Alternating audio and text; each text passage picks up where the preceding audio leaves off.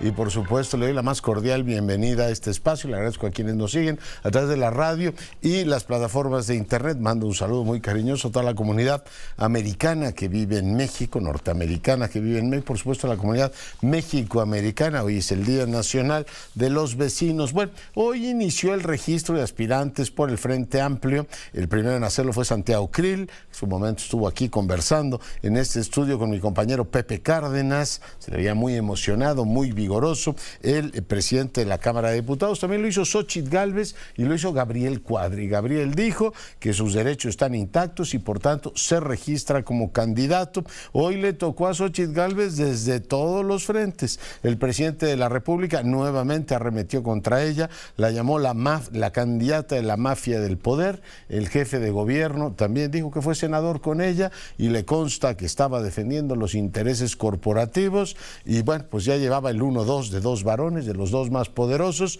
Claudia Sheinbaum baja ya al debate, no está debatiendo con sus compañeros, pero ya huele a campaña electoral. Fíjese el tuit que acaba de subir la doctora, dice, ya viene, ya huele a dedazo de Claudio X. Bueno, lo cual no deja de ser profundamente enternecedor que ella hable de dedazos, ¿no? Pero bueno, dice, y es que el bloque cínico opositor no le está yendo muy bien, que digamos, se les acabaron los disfraces de demócratas, primero renuncian los que iba a ser su minine, después contratan a Ugalde y a sus amigos, los responsables del fraude del 2006, se salen del PRI senadores, diputados y liderazgos, se bajan varios de la contienda por no considerarla transparente. Esperemos el siguiente episodio. Bueno, pues esto es lo que dice Claudia Sheinbaum. Sorprendente, digo yo, que no debatan entre ellos cuando están viendo quién de ellos va a ser la corcholata favorita, pero ya están debatiendo con la oposición. O sea, campaña un año antes, para que me entienda. Xóchitl Gálvez respondió al presidente que ella sabe defender sola, que no pertenece a ninguna élite y anunció que denunciará al gobierno por utilizar los canales oficiales para atacarla y denostarla. Alicia Bárcena, secretaria de Relaciones Exteriores, en este caso nombrada, ya definió 6 campos de actuación para la diplomacia mexicana. Una explosión, en este caso de gas, en un tiradero de basura en Santiago Tepextlaco, dejó varias personas, en este caso atrapadas en el basurero. Le comento en más información que el presidente consideró como leguleya la respuesta de la Suprema Corte y reiteró que quiere una reforma constitucional para elegir a los ministros por la vía, en este caso, mayoritaria. 2 reformas constitucionales en cuestión de 3 días ratificadas por el presidente, que van, por supuesto, a la cuenta de la campaña electoral de su partido.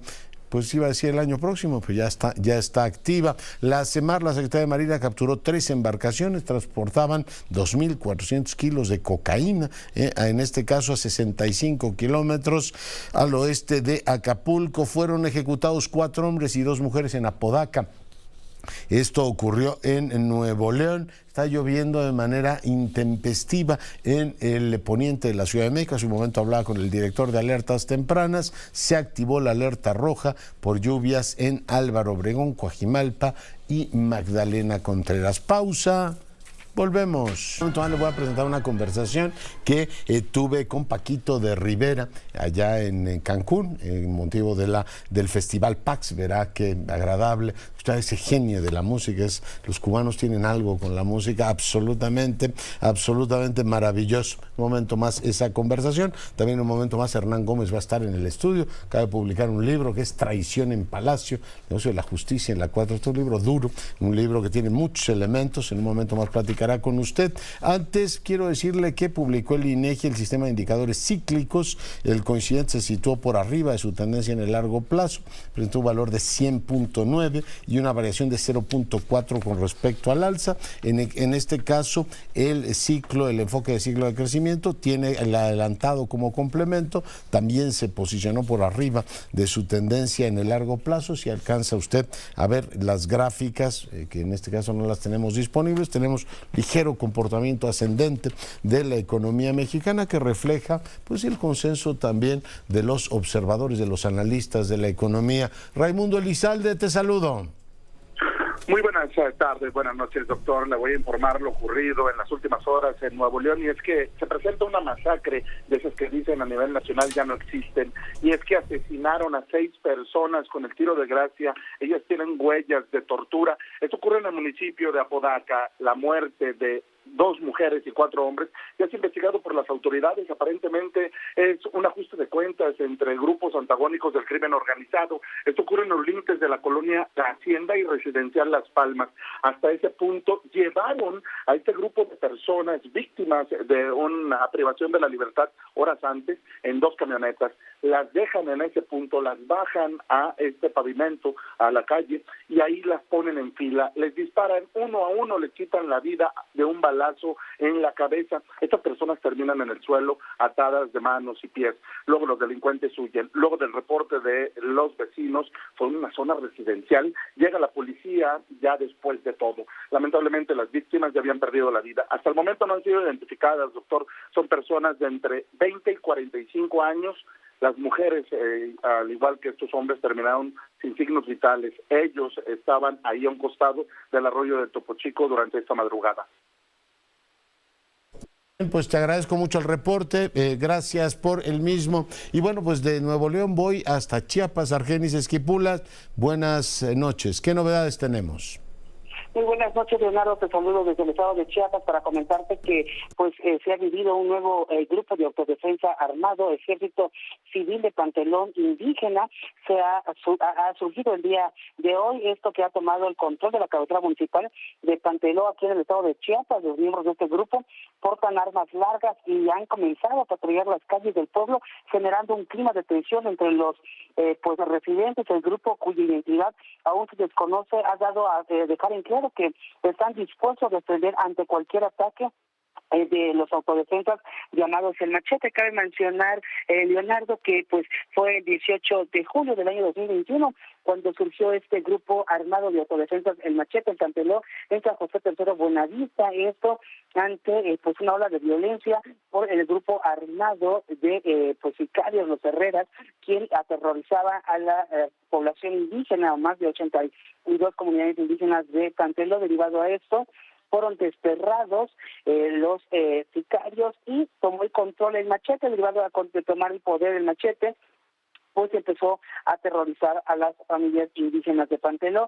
cansado de tanto, y bueno, ante esto, ellos el día de hoy dieron a conocer este nuevo grupo de autodefensas civiles armados del pueblo indígena de Pantelón. Hasta estos momentos, las autoridades locales han dado a conocer que sí se está patrullando por parte de hombres armados con pasamontañas y que velan y están en la seguridad de los habitantes de Pantelón. Hasta estos momentos, el grupo de autodefensas El Machete se encuentran en su zona de control, donde es en San Juan y Tercero Buenavista.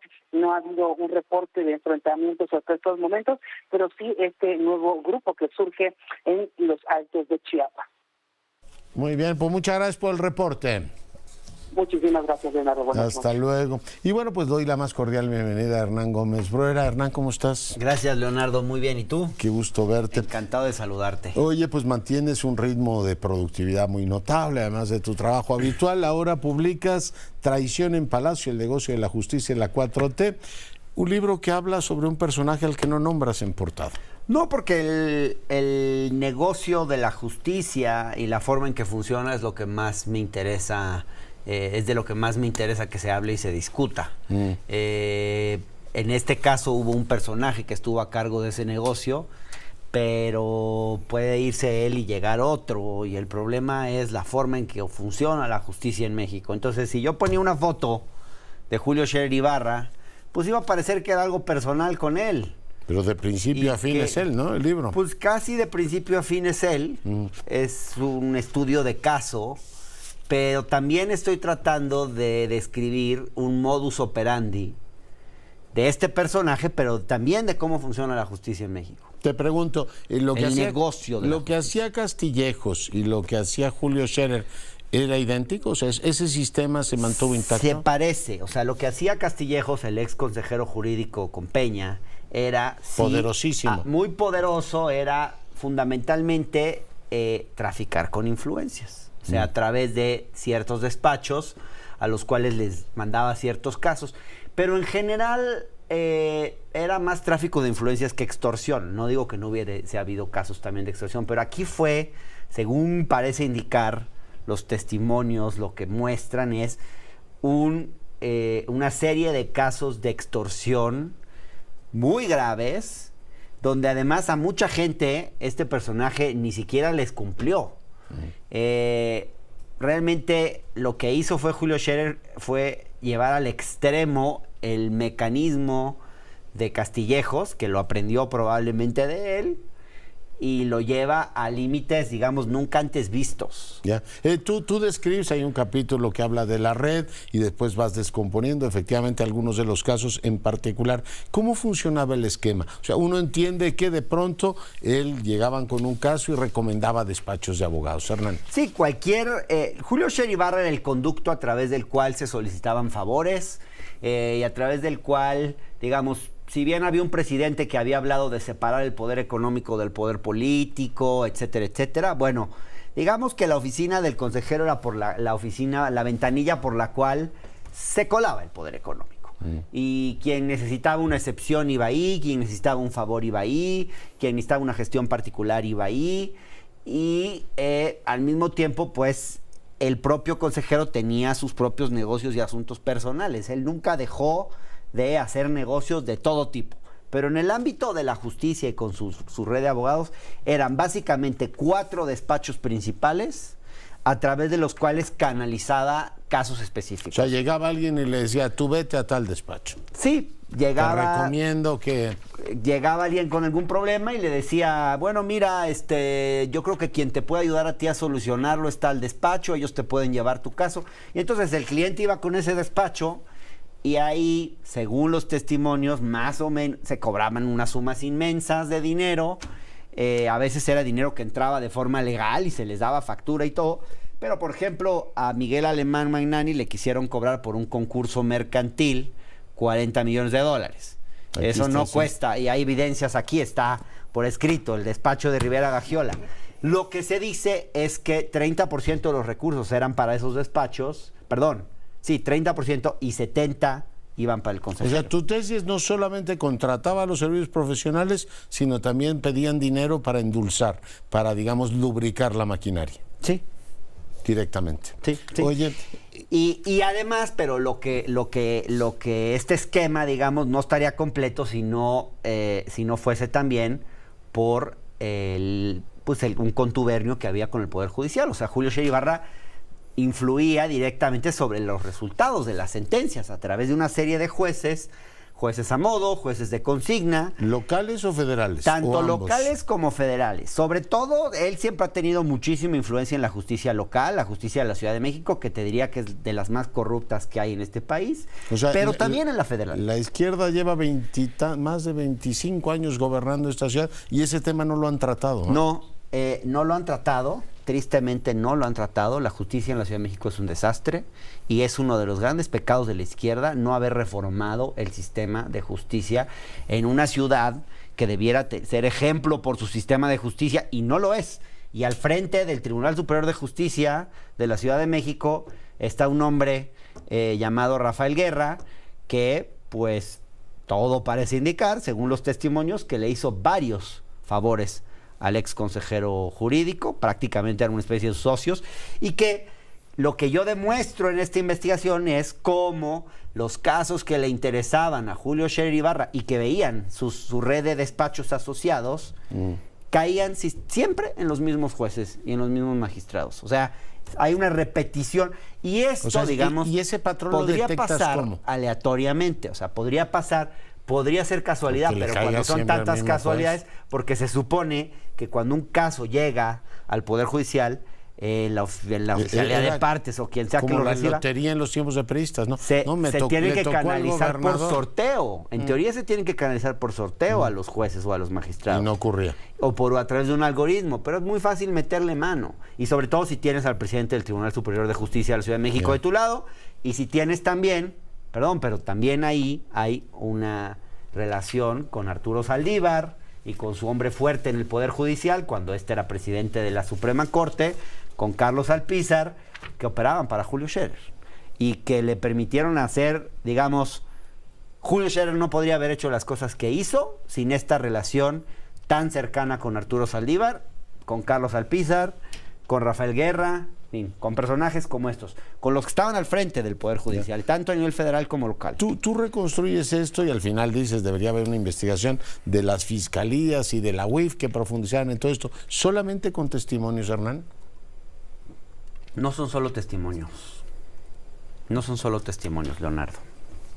Hay documentos, hay evidencias, hay facturas de lo que cobraban los despachos de abogados.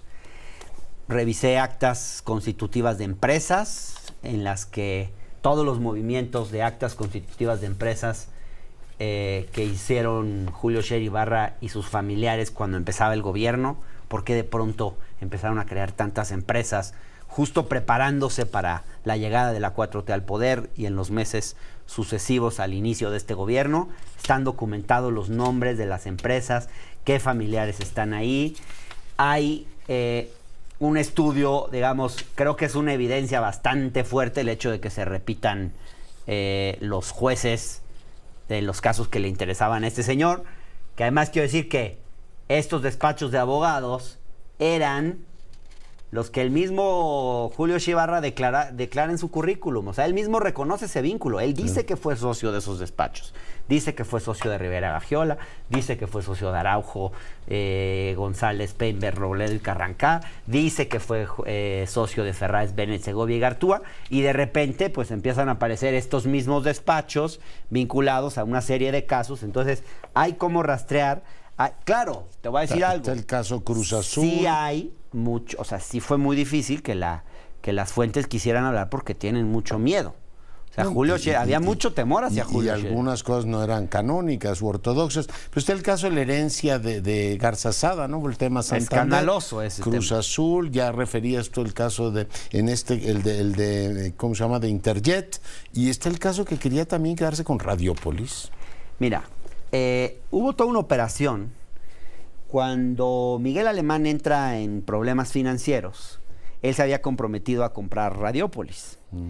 Y también estaba, digamos, con problemas con Interjet. Entonces, cuando entra en problemas financieros, lo obligan, digamos, él cae en manos de Julio Scherer, viene la extorsión, esta de la que hablamos hace un momento, y él ya se había comprometido a comprar Radiopolis y ya no puede continuar con los pagos. Entonces, por conducto de Ángel Junquera, Miguel Alemán entra en contacto con Carlos Cabal y con Alejandro del Valle para que ellos, digamos, capitalicen las empresas de Miguel Alemán y salvar, digamos, financieramente a Miguel Alemán, tanto en Interjet como en Radiopolis.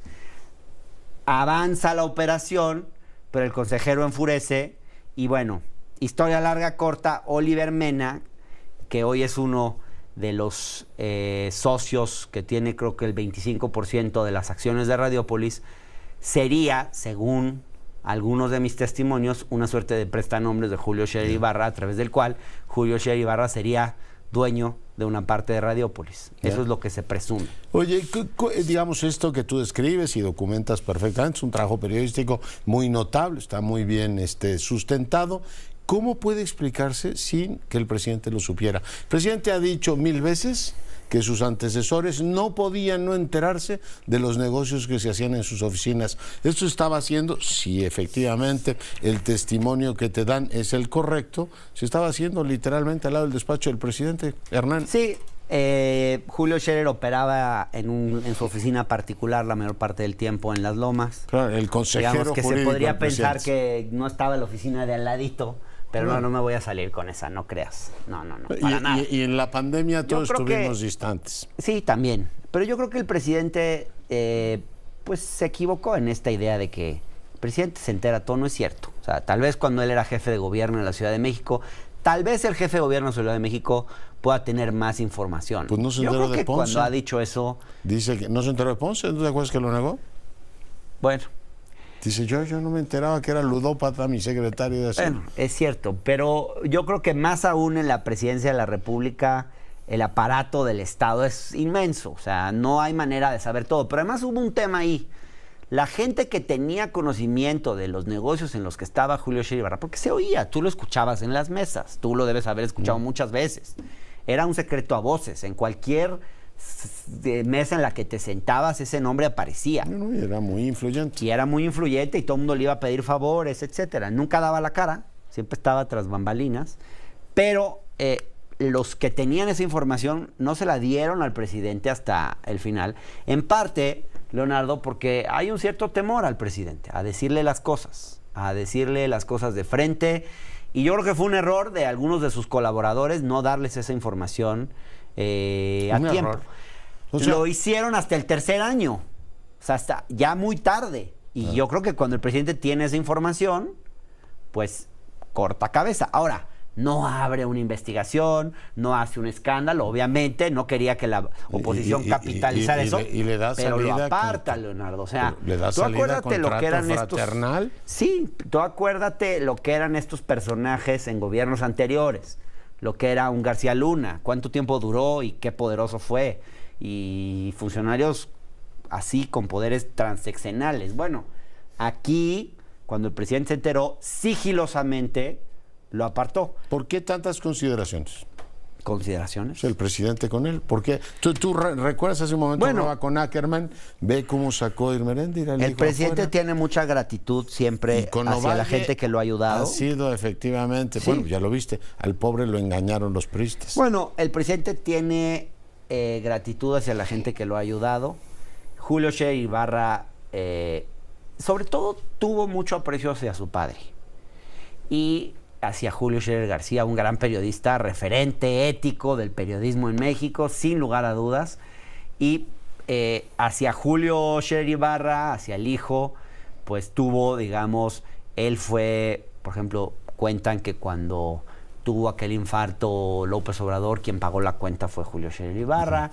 Era un recaudador de recursos de campaña, o sea, fue parte del proyecto. Ahora está cerca de Claudia Sheinbaum, ¿no? Híjole, qué complicado ese tema. A mí me cuesta creer que sea así.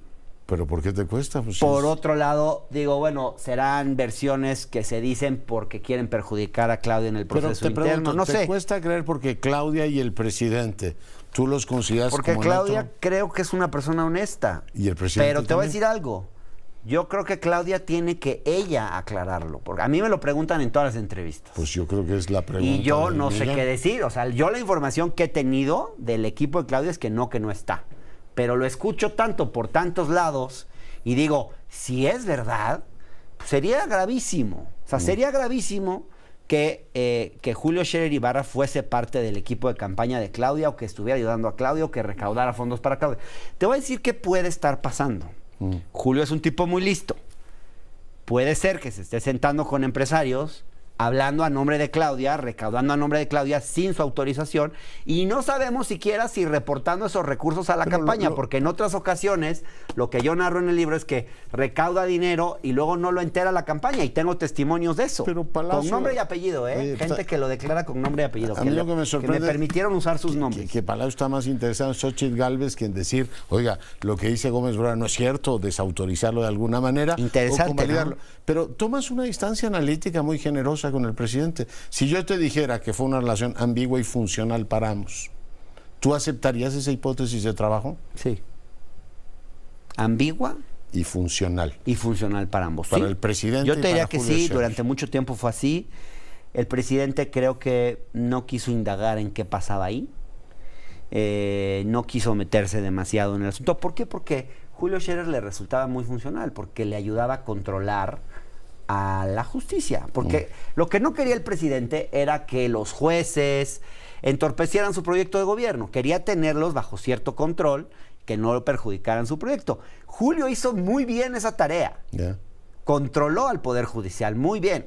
Entonces, claro, como hacía bien su chamba, pues el presidente ni se fijaba, no le puso demasiada atención a qué pasaba en esa oficina. El libro está ahí, está muy bien documentado, es un libro que vale la pena leer. Te pregunto, porque tú lo dices, si no, pues no te lo preguntaría. Un académico, un periodista no tiene por qué dar explicaciones de por qué publica lo que publica. Pero tú has dicho, yo tengo simpatías por la 4T. Revelar esto en este momento es un golpazo. Pues mira, algunos creen eso, algunos creen que yo ya di el gibranmazo, por ejemplo. y que ya no ¿Qué está es con la 4T. el gibranazo? El gibranazo, ya sabes. Cuando saltas de un lado del espectro político al otro y nadie entiende como por qué un día estabas aquí y al otro día estás acá, ¿no? No, yo sigo teniendo una convicción a favor creo en la 4T y al mismo tiempo no tengo una idea idealizada de la 4T, ni de cómo se combate la corrupción. Y no creo que en un país donde la corrupción es estructural y está metida en todo y todo el sistema político funciona de forma corrupta, pues no es tan fácil acabar con eso de un día para otro. ¿Qué creo de esto? Que al final sí hay que hacer una autocrítica fuerte dentro de la propia 4T, pero para mí esta historia reivindica al presidente al final, porque apartó al personaje. Se deshizo del personaje y descabezó, cortó cabeza. Y eso no pasaba antes. O sea, por lo menos algunas cosas son diferentes. No todo lo diferente que quisiéramos. Pues no hay todavía una investigación. Pero bueno, dicen que hay carpetas en la fiscalía. pero a ver si alguna de esas avanza también. Lo apartó, nos vamos enterando varios años después de que lo hubiese apartado. En fin, muy interesante el tema, el momento en el que aparece lo hace pues ineludiblemente más relevante en la discusión. Hernán, pues te agradezco mucho. Muchas gracias, Leonardo. Gracias por el espacio. Cuídate mucho. Y bueno, pues así están las cosas. Traición en Palacio, el negocio de la justicia en la 4T, publicado por Grijalbo. Saludo ahora a Gabriel Cuadri. Gabriel, ¿cómo estás? Buenas noches. Bien, doctor, encantado de estar contigo en tu auditorio, a tus órdenes. Hoy te registraste. Así es, doctor, me registré ante el comité organizador del Frente Amplio Va por México, me registré en el Partido Acción Nacional, en mi partido, me registré en el Partido Revolucionario Institucional, en el PRI, y también en el PRD, doctor. No tenías ningún impedimento, como se dijo el día de ayer.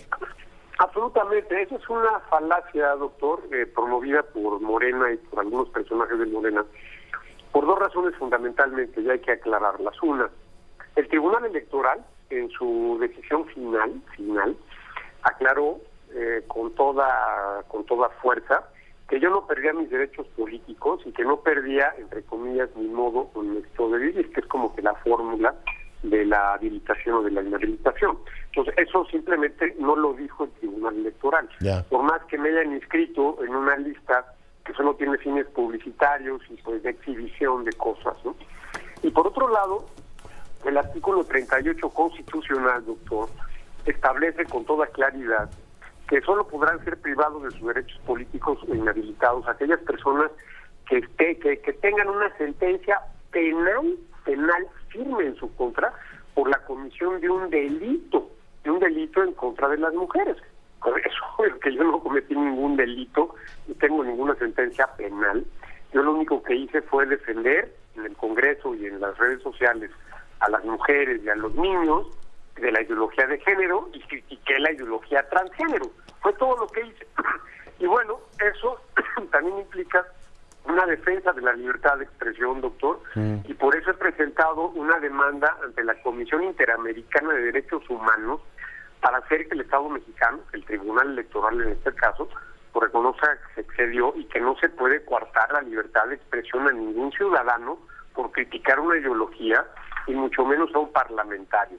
Entonces, eso es una falsedad, es parte de esta persecución política que tiene Morena en contra mía. Pero pues eso es todo, doctor. Yo no tengo ningún impedimento. Oye, en un programa de CNN hasta el micrófono te quitaron, ¿no? Sí, bueno, te puedes imaginar. Esta ideología es muy poderosa en todo el mundo y ya viste lo que pasó aquella vez, algo vergonzoso, donde un locutor empezó a insultarme. Imagínate nada más, ¿no? Y fue por eso que acabó en una trifulca ahí mediática. Pero bueno, esos son gajes del oficio, doctor. Sí, no, ya sé que estás curtido en esas y otras, simplemente lo recordaba. Muy bien, pues seguiremos puntualmente el proceso, Gabriel, y en los próximos días seguiremos, si nos lo permites, platicando. Por supuesto, encantado de estar contigo, doctor, y te agradezco muchísimo el espacio, de verdad. Gracias, Gabriel Cuadri. Hoy se registró, es diputado federal, como candidato, en este caso, a coordinar el Frente Amplio. Bueno, estos eufemismos para ser precandidato a la presidencia de la República. Ya lo fue en su momento, en otra campaña electoral, usted lo recuerda. Vamos a hacer una breve pausa. Regresamos en un instante. Con la información y el análisis, hoy mando, en este caso, el enlace con mi compañera Edna Jaime, la directora de México Evalúa. Mi querida Edna, buenas noches. ¿Cómo está? estás, Leonardo querido? Yo, un poco frustrada porque para mí era muy importante estar en el estudio hoy contigo para, pues de alguna manera plantearle a la audiencia una transición importantísima para mí. Dejo México Evalúa después de 14 años y yo quisiera pues agradecerte, Leonardo, que me hayas dado este espacio durante tantos años para poder comunicar, ser la vocera del trabajo de un equipo extraordinario, y me gustaría hacer un brevísimo balance de esos 14 años, Leonardo. Oye, 3 cositas nada más para el auditorio que nos ve en todo el país. No has llegado porque ha caído un tormentón de aquí te espero, aquí en la capital de la República, y por eso mi compañera Edna Jaime no puede estar con nosotros. Lo segundo es que el agradecido soy yo de todo este tiempo se ha exonerado con nosotros como efectivamente directora y portavoz de México Evalúa. Y la tercera es que, por supuesto, en tus nuevas capacidades de las que ya hablaremos, nos seguirás acompañando. Edna, prosigue, por favor. Leonardo querido, pues sí, decirte que mi frustración es máxima, porque aparte, después de tanto de haber platicado contigo de que te quería invitar a merendar muy cerquita de los estudios de Radio Fórmula, y pues sí cayó un aguacero que pues me hizo pues reconocer la realidad, que mejor me estacionaba y hablaba contigo de larga distancia a través del teléfono, pero decirte que me siento muy orgullosa del equipo de México Evalúa, que creo que hay temas que avanzamos con mucha contundencia, el tema de la transparencia, creo que ayudamos a construir el andamiaje de una ley general muy, muy poderosa, está en paréntesis, pero ahí está. O sea, la reconducción puede darse en cualquier momento porque los cimientos están puestos. La reforma anticorrupción, Leonardo querido, fui una creyente ferviente, creo que hubo mucha profundidad en nuestra convicción de querer establecer la fortaleza institucional para hacer que operaran los mecanismos anticorrupción en el país. Nuestra fe en la reforma a la justicia penal pues seguirá viva, estoy segura, en México Evalúa, a través de una evaluación muy profunda que hacemos cada año y cuyo producto es hallazgos, esta publicación que se ha convertido en un referente. Nuestra observación de los procesos en la Suprema Corte con un observatorio que nos hizo entender cuáles eran las etapas que tenía que seguir un proceso una vez que se presenta en la Suprema Corte.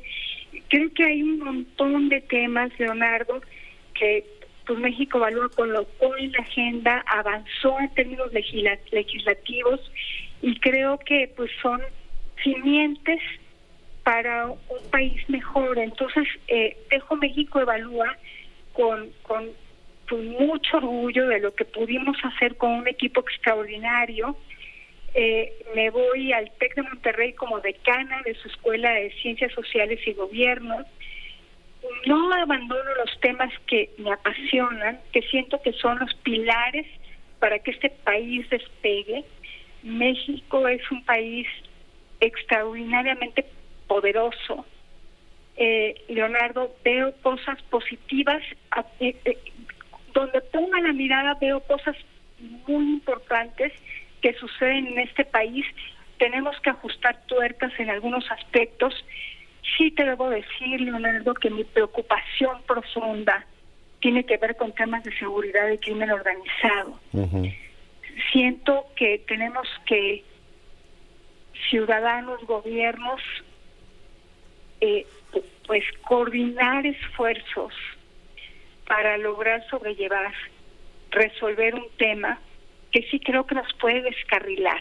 Así como creo que muchos aspectos de la vida nacional pueden reconducirse porque están las bases puestas en términos de seguridad. Creo que ahí están nuestros grandes riesgos, porque el Estado está perdiendo autoridad, Leonardo, porque lo vapulean, hechos recientes, lo que ocurrió con el secretario de Gobierno de Tamaulipas, la manera en que fue pues ejecutado Hipólito Mora, y tantos hechos de la vida cotidiana que nos dicen que ahí está nuestro reto, nuestro enorme reto, y que tendremos que pues sumar voluntades, poner las capacidades del Estado mexicano de manera coordinada. Ya no pueden estar fragmentadas, Leonardo, tienen que articularse de la mejor manera posible, porque estamos ante un riesgo de descarrilar nuestra ruta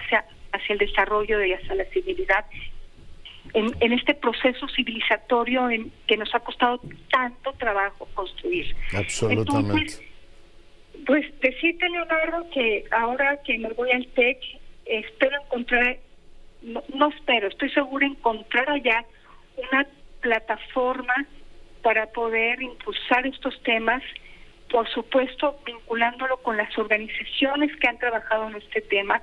Lo que necesitamos es resolver la polarización, pero también la fragmentación de esfuerzos, encontrar los mecanismos de vinculación, articulación para lograr pues poner en el debate público y en la mente de los tomadores de decisiones pues las mejores respuestas para este país. Sí, y creo pues, que las tenemos, Leonardo.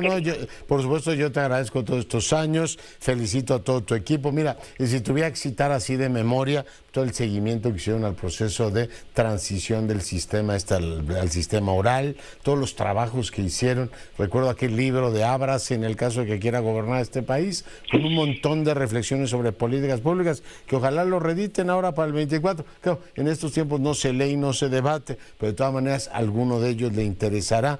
Todo lo que hicieron en materia de gobierno del Poder Judicial, yo creo que es importantísimo, educación, fiscalías, en fin, no me alcanzaría el tiempo. Mi querida Edna, te agradezco mucho toda esta colaboración que hemos tenido todo este tiempo, y por supuesto creo que el TEC ha hecho un gran fichaje y tú y yo seguiremos, por supuesto, conversando.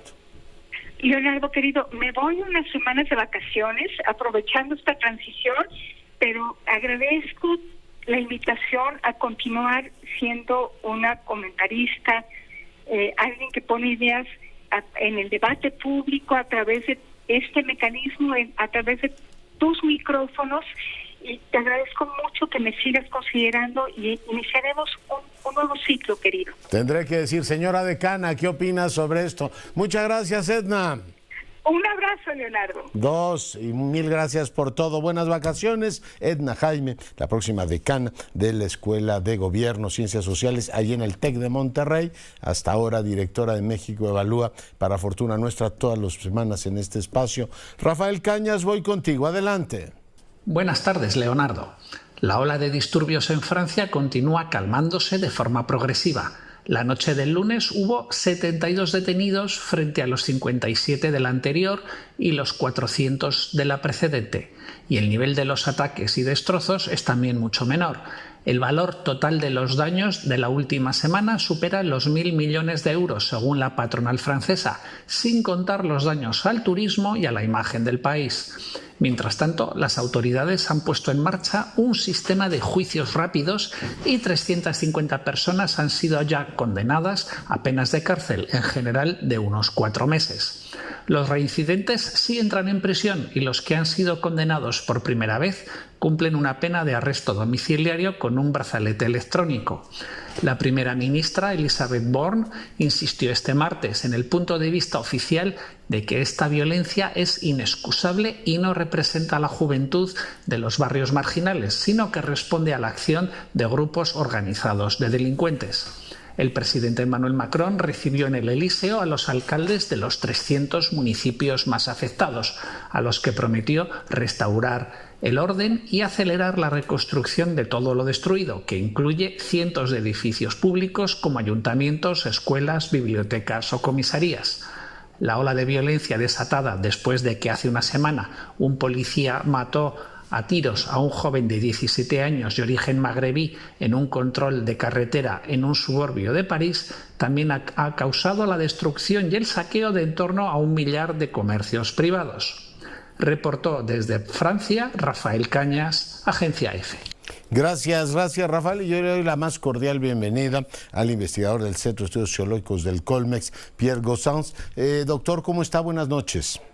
Sí, muy buenas noches, Leonardo, y gracias por la invitación. Encantado de recibirlo. Oiga, entre lo que ocurrió en 2005, probablemente nuestro auditorio recuerde aquel episodio en Clichy de 2 adolescentes muertos también, que generó una inmensa revuelta en aquella época en los suburbios parisinos, y lo que ha ocurrido recientemente, ¿hay una línea de continuidad o estamos ante 2 eventos completamente diferentes? Doctor.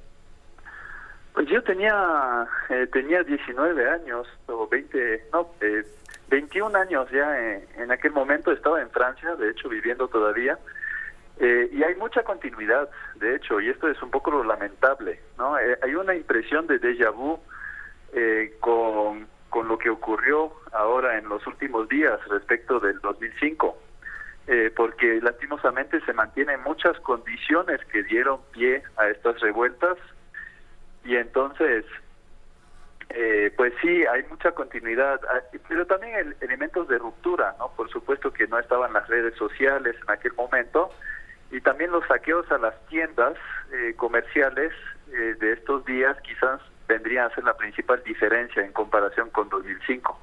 Ya. En aquella época recordamos una respuesta dura por parte del gobierno de Francia, los llamó racaille, ¿no? Recuerdo en aquel momento el presidente Sarkozy. Hoy hemos tenido una respuesta más mediada por parte del gobierno, pero la relación entre policía y sociedad, o por lo menos estos segmentos de los jóvenes franceses que viven en los suburbios, no parece haber cambiado demasiado, doctor.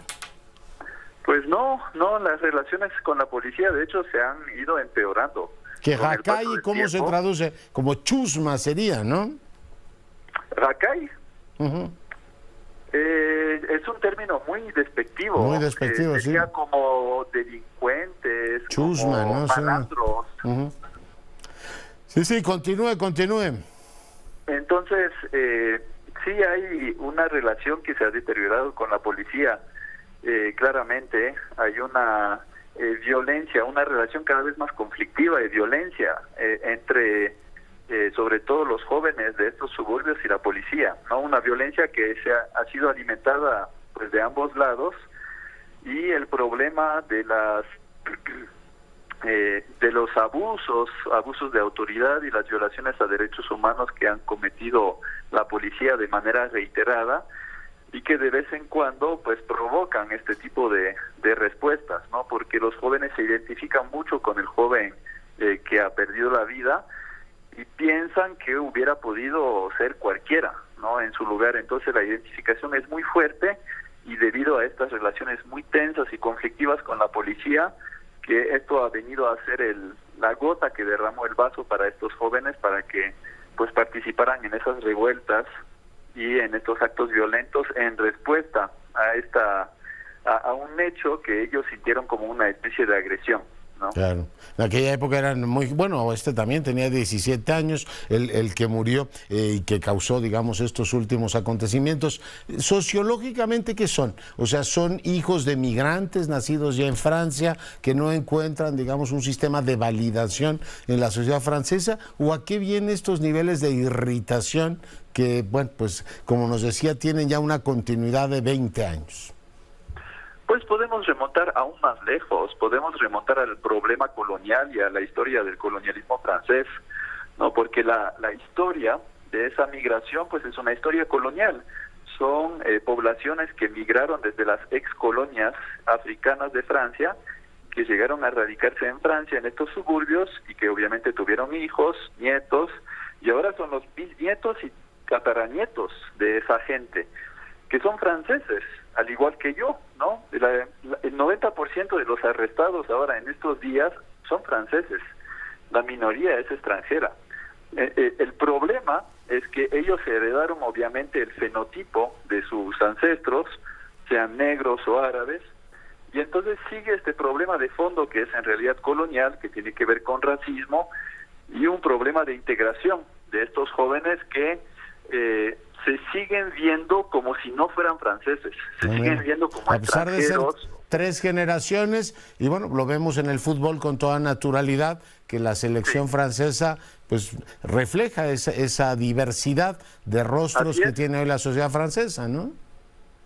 Sí, así es. Sin embargo, sigue habiendo un estigma que es de origen colonial y el hecho de ser no blancos, no sean negros o árabes, los hacen dudosos o sospechosos de cierta manera o como si fueran ciudadanos de segunda categoría y ahí está todo el problema, ¿no? Porque al final, yo repito, son franceses, han pasado por la escuela en Francia, hablan francés, votan, pagan sus impuestos, trabajan algunos y sin embargo sigue habiendo ese estigma que cargan de sus orígenes como migrantes.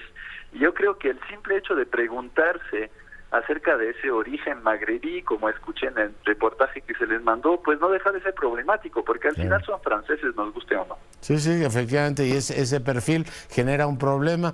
Ciertamente, hay, digamos, estadísticamente sabemos cuántos son, el 12, el 15% de la población, Pierre. Pues mire, aquí estamos acostumbrados a estadística étnica, ¿no? En México respecto a la población indígena o en Estados Unidos con los afroamericanos, o los latinos. En Francia no se maneja estadística étnica, ¿no? Porque se parte de otra percepción de que precisamente todos somos franceses sin importar el color de la piel, ¿no? Entonces tenemos acercamientos estadísticos, mediciones muy indirectas del fenómeno. Sin embargo, sabemos, pese a la ausencia de esta estadística de carácter étnico, que sí el hecho de ser descendiente de ciertas migraciones o el hecho de tener cierta tez o color de piel, sí presenta cierta correlación con desempleo, con marginación, con pobreza. Pero a ciencia cierta no se conoce. Pues tema interesante. El doctor Gosens, pues muy agradecido por la conversación. Muy buenas noches. Igualmente, gracias por la invitación. Hasta luego. Gracias, investigador del Centro de Estudios Sociológicos del Colmex, el día de hoy conversando con usted. Vamos ahora con Javier Navarro. Javier, adelante. Gracias, Leonardo. Un saldo de 10 personas heridas es el resultado de 2 choques de 2 unidades del Metrobús ocurridas esta tarde, una de ellas sobre la avenida Eduardo Molina y otra a un costado del Monumento a la Revolución en el centro de esta ciudad. El primero fue una unidad de la línea 5 de este sistema, donde pues por el súbito frenado, por un percance, varios pasajeros resultaron con heridas en varias partes del cuerpo. Al lugar se tuvo la llegada de ambulancias y paramédicos, atendieron a 15 personas heridas y agentes de tránsito facilitaron la vialidad que se ve afectada por la presencia de las unidades de emergencia. Leonardo, el reporte que gracias, y me entero ya para despedirnos, ya mañana ampliaremos la información. Ha muerto Adolfo Gili, un historiador muy conocido, un hombre con una enorme presencia en la izquierda, biógrafo del cardenismo. En fin, descanse en paz. Con esto nos vamos. Yo soy Leonardo Curcio, le agradezco su preferencia. Mañana la entrevista con Paquito de Rivera. Cuídese y sea rabiosamente feliz, se lo merece.